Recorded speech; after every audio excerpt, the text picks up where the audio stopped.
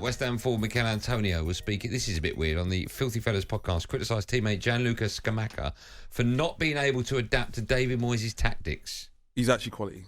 He's a quality player. I told you. The problem is he can't play the way the Gaffer plays. He needs a different type of manager. He needs a manager he can play and then have like other players who come off him and stuff like that. Like you can see that the ball comes into him, he sticks and he's tidy. But how David Moyes plays is more like through up front you're dealing with scraps, and you got to be more of a fighter, and that's not him. Got to be more of a fighter. That's not him. So not only that as well, but he's also said the way David Moyes wants to play is that the centre forward feeds off scraps. So by that, he's slagging off the football's rubbish. He's slagging off the manager. Yeah, the tactics, the players that are behind the front man to get the ball through because they're just scraps, and he's saying he's not got the fight about a teammate. The wrong time. Listen, if he wants to. I don't think at any time you should say something about your teammates. Certainly in this light, but not when they've got the biggest game of their. Well, certainly a lot of their lives coming up. Cup final for West Ham is just the wrong time. Okay, so it's nuts to say it the week leading up to the European final. It's nuts to say it full stop. Okay. What do you make... This is the question I want to ask you, the football fan, all right? Because when we discussed this in our meeting, No Tandam was quite adamant, the fact that he thinks it's good that footballers are allowed to speak about whatever they want, whenever they want, to whoever they want.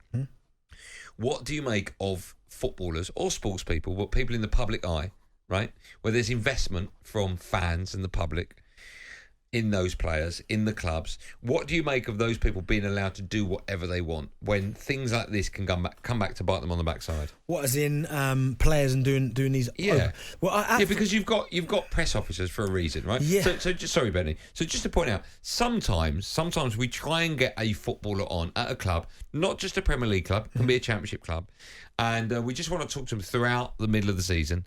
And they'll say yeah to either our producer or one of the guys that work on the team. And then an hour later, 2 hours later, before the show starts, someone from their press office will come on and say, you cannot talk to that player. And we'll say, we just want to talk to... No, we're protecting the player, we're protecting the club. Just in case they say something they shouldn't, we've got a big game that weekend, they're not coming on, right? Now, you and I, as broadcasters, are like, oh, it's so frustrating. But I totally understand it, because otherwise you're left with a situation like this. But that's where the player's got to be cleverer than that. That's not the press officer's fault, because there were times when I played and people said, oh, D, can I get 10 minutes? And I go, yeah, not a problem. But I knew exactly what to say at the right times. Like, I wouldn't have gone on there and said, listen... yeah, he's a good player, but listen, he's got no fight anymore. I make the runs and he can't even see the pass. So whenever he's got the ball, I don't even make the run because I know it's not coming. I think you should be able to talk to whoever you want, and I quite like the fact that they've got the podcast, so then the fan can speak to them and they can see them on more of a not so the answers are like pre-written. Do you know what I mean? So you speak to a player after the game. How do you think the game went? Yeah, it played well. Do you think you can win the league? Well, we'll take it each game as it comes. Yeah, the media train. The media train ones. Right. But sometimes on these podcasts, I've been on loads of them where you kind of just sit down, you relax, you let loose and just talk. But within just talking, I still understand what I can and can't say. And obviously what Antonio said there about Scamacca, yeah, he's... And the manager. And the manager. And the scraps. But he said about Scamacca saying, yeah, he's a good player, he can play, but he's got no fight. And that if the way David Moyes wants you to play is off scraps, that won't go down well in the dressing room, though. No. So how do you get around that problem? Do you stop all players? Well, you can't stop it. Well, you can. Unless you start fining them. No, but it could be in the contract, right? You don't want to fine them because then it's already come out. No, but it can be if you're going to do any podcast, we need final clearance. Like, he could have recorded that, sent it to West Ham, they have a listen and go, actually, can you take the bit out about Scamacca? Well, listen, they can do, but you won't ever get that. Like, players don't want that because they want... Certainly now with the power of modern-day technology and the social media and these players realising how powerful they are on their different platforms, you're never going to get a player to sign a contract where they can't basically maximise their own image rights. But will West Ham fans listening to that, will they be thinking, do you know what? As much as it's... as much as what he said is a little bit silly, even more so leading up to this big game they've got next week, West Ham, if you stop him doing that, then you stop all sports people telling it like it is. And as a football fan, I don't want to miss out on that. Will West Ham fans be listening to that thinking, there's no way you should ever do that again? No West Ham player should ever be allowed to do that. West Ham fans would be like, they'll like the honesty from him. But what I will say is that for Scamacca, it almost puts a bit of seed of doubt now in the West Ham fans' heads, because he's gone out and said that. It's obviously gone viral since he said it. We're talking about it now. That the next time that Scamacca plays and say he gets pushed off the ball, shrugged off the ball, he's having a bit of a tough time, as all players go through, West Ham fans will be like, straight away they'll go back to that moment and go, he's got no fight. He ain't. He's not strong enough. And that might not be the case, but because it's already perceived in their minds, as Antonio saying it, it does Scamacca no favours going forward. Should footballers be allowed to say whatever they want? The problem is, if you've got someone like Michail Antonio, who's obviously a little bit stupid, to say what he said, and he is stupid. No, do you know what? I wouldn't even say that he was stupid, but I think it's... Oh, he's stupid. To say what he said is stupid. No, but it's a stupid thing to say, but I wouldn't say he's necessarily stupid. No. I said he's stupid to say what he said. I think it comes down to the fact that he's obviously in this podcast, he's relaxed. I've been in these situations where you're having a laugh, you're having a joke, and you just start to talk, and you talk even more. You kind of loosen up a little bit, and obviously it came out, but... If you're Scamacca and you hear that, you ain't going to be happy about it.